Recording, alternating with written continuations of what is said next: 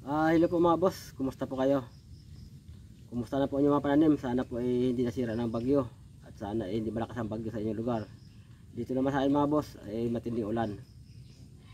Halos 5 days straight na umulan. So ngayon mga boss, meron ako sa inyo ibabahagi na naman itong bagong foliar na binili ko. Ito yung gagamitin namin ni Boss Mike sa palay at sa sili. Ito mga boss, at ipakita ko sa inyo kung anong brand ito.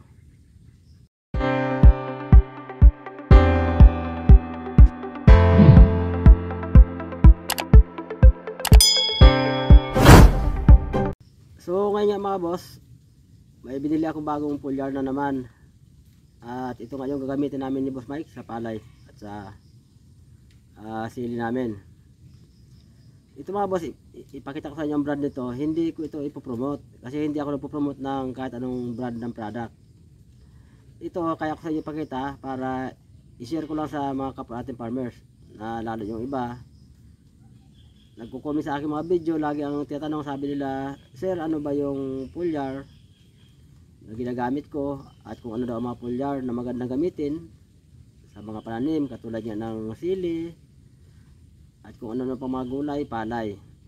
So itong mga boss, ipakita ko sa inyo ngayon na foliar para ito sa lahat ng tanim, magulay man, mapalay man o prutas, pwede ito, lalo sa mangga. Ito mga boss kasi marami talaga tatanong, nagko-comment sa aking mga video. Yung iba nagpi-PM sa Messenger, ano daw ba talaga yung foliar na ginagamit ko at ano daw yung magandang gamitin. Bagaman dyan sa aking mga video mga boss, marami na akong foliar na in-upload dyan. Dati nga yung mga una, yung may hyper, mayroong Crop Giant, at kung ano-ano pang mga foliar, mayroon pa yung Nutriband. At itong mga nakaraan niya, ang ginamit namin yung 0061 na Fertique. So yun yung bagong foliar. Pero ngayon mga boss, ito ipakita ko sa inyo na brand, mas bago pa ito.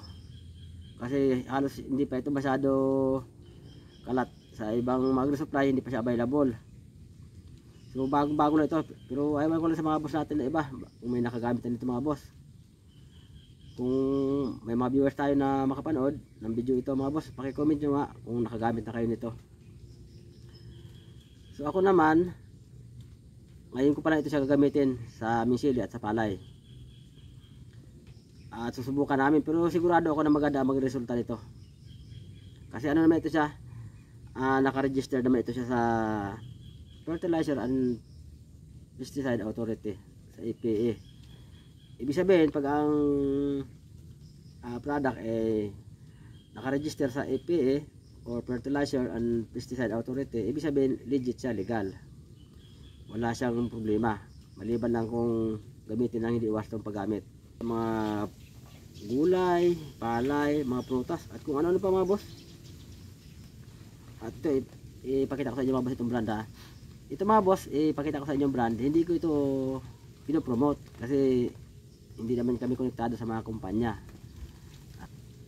Kundi ito, ang pakay ito kaya ko sa inyo ipakita mga boss para i-share sa inyo, para magkaroon kayo ng option kung anong brand ng foliar ang gagamitin nyo sa inyong mga pananim. Halimbawa kung may palay kayo o sili, kamatis, pakwan at kung ano mga pananim. Ito mga boss, ang sa pagkaalam ko ito mga boss, bagong bago na ito siya, itong product na ito. At malamang hindi pa marami ang gumagamit nito. Ilan pa lang palagi ko ang, kung mayroon naman nakagamit ito, ilan pa lang, hindi pa talaga marami. Ito mga boss ang brand ng ng foliar ito. Yan, nakita niyo mga boss. Yan yung Quality 0062. Diba? So talagang pahit tayo mga boss, kasi dati sa previous video namin, ang ginamit namin na foliar yung Fertique 0061 pa lang. So ngayon ito naman abay 0062 na. Ayan mga boss oh. Ano ito mga boss high grade potassium ito. Ito na quality. So baka next year mga boss baka 0065 na ito. Pero ito sa dito sa kanyang description, halos wala naman siya pinagkaiba doon sa Fertic. Kaso nga lang mas mataas yung potassium niya kasi 62%. Ang Fertic kasi 61% lang potassium. Ito naman 62. Ayun mga boss yung mga pananim na pwede i-spray, no? Ayan o. Ito nyo siguro, pwede sa inyo, sa niyog. O, ayan o. O, ayan.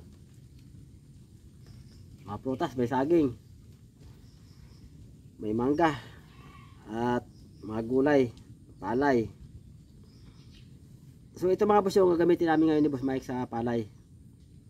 So abangan nyo lang mga boss yung yung actual application namin ito. Siguro next week. Kasi ngayon sa amin bagyo mga boss, maulan. So hindi kami pwede mag-spray.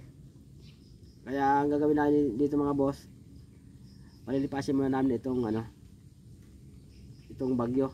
Itong bagyong crossing. Kasi grabe ulan sa amin ito sa baha.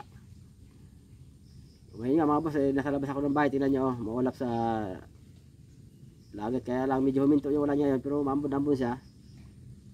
So lumabas lang ako para makapag lang video makagawa. Ito mga pala mga boss, ang Quality 0062. Gawa ito siya ng Citrel Chemical Philippines Incorporated. So made in Philippines ito mga boss. Itong Quality 0062. So ang recommendation dosage nito mga boss, nakalagay dito sa kanyang box, 100 grams per 60 liters na tubig. Pag i-spray siya, ano ito, 10 kutsara ito na 10 grams, 100 grams, good for 60 liters na tubig. So yan mga boss yung recommendation dosage. Pero kami naman kasi katulad nga sa Fertic sa 0061, hindi namin sinusunod ito kasi masyado matapang. So doon sa Fertic hanggang lang kami doon, hanggang 60 grams lang kami ni Boss Mike doon, 40 ganun lang. So ito baka ganun din mga boss ang gagawin namin. Kasi mas mataas lalo ito, 62% ang potassium nito. Citrel, ito mga boss, kayo na bumasa yun ang pangalan ng company niya. Yan nasa baba yan.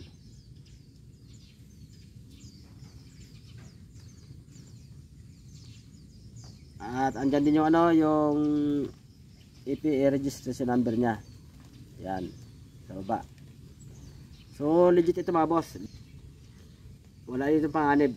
Basta gamitin lang, basta sundin lang yung recommendation dosage. Wag lang labis-labis sa recommendation. 100 grams. Kulay puti ito siya mga boss. Ito parang Fertic rin ito siya. Kaso lang mas mataas ito siya kasi 62%. Ayun o. Kulay puti ang laman niya. At may kasama siyang scoop o. Ayun, kutsara. So ang laman ng kutsara mga boss, 20 grams. So ibig sabihin kung sundin mo yung 100 grams sa recommendation, 5 kutsara ganito ang isang tangke sprayer ang timpla. So ayan mga boss, ayun 20 grams ang laman nito. So halimbawa kung ang gawin namin timpla 40 grams lang, dalawang ganito lang. Kung 60, tatlong ganito. Kung 100, 5 ganito, 5 kutsara ganito. So yun muna mga boss, ito muna mga boss ang share ko sa inyo mga boss. Maikli yung video natin. At dito sa akin mga boss, grabe ulan. Yung ceiling namin hindi ko pa alam kung magkasakit. Grabing ulan talaga. Yung ibang dahon tinamaan ng ng spot. At hindi makapag-spray mga boss ng fungicide. Grabe talagang ulan araw-araw. Halos araw-gabi. Nagahinto ko minsan 30 minutes. Minsan isang oras hinto. Tapos maya-maya bibira na naman. Tulad ngayon huminto siya ng panandalian. Yan, gawa ko ng video sa labas ng bahay. Antabayan nyo lang mga boss ang ang actual application namin ito sa Boss Mike. Pagka hindi na umulan at wala na bagyo, pagka sumikat na araw, so mag-spray kami ni Boss Mike dito sa palay. Abangan nyo lang mga boss yung yung actual video ng pag-spray namin ito. At saka sa sili siyempre ito gagamitin namin. para no, masubukan natin mga boss yung mga bagong, kung may bagong product, inabangan namin yan para makabili kami at syempre makapag-share kami sa inyo, lalo sa aking mga viewers, lalo dyan sa akin mga mga solid na subscriber sa YouTube na talagang lahat ng video ko i-upload nanonood sila. So subaybayan nyo lang mga boss ang actual application to. Syempre pag may actual application, mayroon yan resulta at ipapakita din namin sa inyo ang resulta ng inspira namin ito, tulad yan sa palay at sili. So pwede mga boss sa gulay, sa palay at prutas, pwede. So mga boss, hanggang dito muna ako mga boss, babay muna, abangan ang next video. Bye bye. Oh yeah, Albert Rose Black, kaibigan ang magsasaka.